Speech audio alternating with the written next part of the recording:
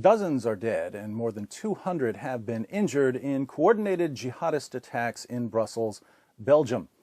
Apparently, even after the recent attacks in Paris, even with European security agencies working night and day to keep their people safe, even with regular arrests and multiple terrorist plots foiled, our governments just can't stop all the terrorists. Since jihad is now a way of life in the West, and since every terrorist attack carried out in the name of Allah is followed by the same sequence of events, let's briefly consider what we can all look forward to in the near future. First, for the next week or so, we'll have to listen to politicians and reporters praise Islam. They're so desperate to convince us that jihad has nothing to do with Allah's repeated commands to wage jihad that they'll shower Islam with approval and accolades, insisting that it's a religion of peace and tolerance, that it promotes education and women's rights, and that it's done nothing but help the development of Western nations. They'll even misquote Quran verses they've never actually read, giving them a meaning Muhammad never intended. The takeaway message for terrorists, of course, is that the more people you kill, the more our leaders and the media will praise your religion. Second, certain people who are better informed and less cowardly than our current leaders will try to expose the true origins of jihad. They'll show that the Quran says, "Fight those who do not believe in Allah. O Prophet, strive hard against the unbelievers and the hypocrites and be unyielding to them.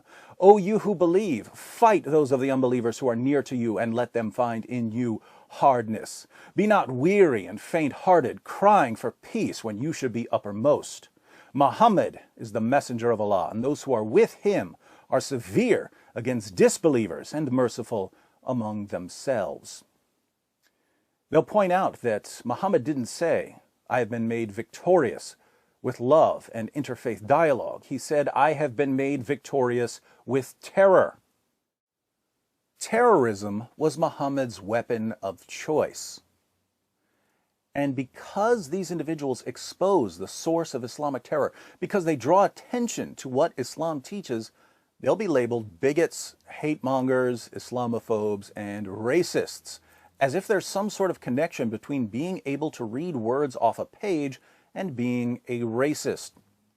Third, Muslim organizations like CARE and ISNA will once again insist that Muslims are the true victims of Islamic terrorist attacks. No matter how many non-Muslims are slaughtered in the name of Allah, no matter how many limbs are lost among the injured, no matter how many families have to mourn, according to CARE and ISNA, Muslims are the real victims because Islamic terrorist attacks often lead to concerns about Muslim immigrants, Muslim refugees, and so on.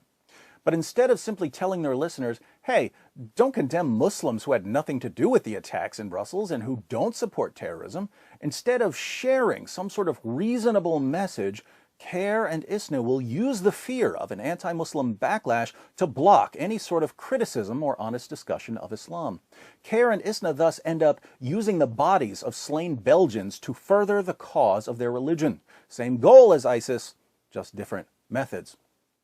Fourth, because millions of Westerners will be bombarded with rosy pictures of Islam, and because they'll be brainwashed into thinking that anyone who questions this flowery picture of Islam is a racist, Islamophobic, hate-mongering bigot, a small percentage of these Westerners will convert to Islam based on what they hear. There's always a wave of conversions after terrorist attacks because there's always a portion of the population who are thoroughly gullible and will convert without bothering to do the slightest bit of genuine research. A few years from now, these converts will be paraded on various news channels and at Muslim events to show that Islam can't possibly be hostile to the West since so many Westerners are converting to it. Fifth, a few people who aren't easily manipulated or controlled will take this time to learn something about Islam, not from clueless politicians or reporters, or from deceptive groups like CARE, but from the Muslim sources. And since people slowly coming to recognize the source of Islamic terror is really the only positive outcome of terrorist attacks, I'm directing this towards those of you who'd like to understand jihad. Let's read what Muhammad says about his mission. Sahih Muslim 126. It was narrated from Abu Hurairah that the Messenger of Allah said, "I have been commanded to fight the people until they bear witness that none has the right to be worshipped but Allah, and believe in me and that which I have brought. If they do that, their blood and wealth are protected from me, except for a right that is due, and their reckoning will be with Allah. Muhammad says that he's been commanded to fight people until they say, "There's no God but Allah, and Muhammad is his prophet." When are your blood and your wealth safe from him? When you convert to Islam. Does this sound like self-defense, or does it sound like what we just witnessed in Brussels? Let me know in the comments section. If you'd like to know more, I have 3 videos that are essential for understanding the terrorist attack in Brussels. The first is a short video called The Jihad Triangle. It explains why some Muslims wage jihad while most others don't. The second is a longer video called 3 Stages of Jihad. It explains in detail why there are both peaceful and violent passages in the Quran and how these passages are reconciled in the life of Muhammad. The third video is an academic debate on the topic, is the Quran a book of peace? I did this debate last year with Shabir Ali after the terrorist attack in Chattanooga. I don't want you mindlessly accepting whatever I happen to say, so it's good to watch a debate to see how a Muslim scholar responds to my claims.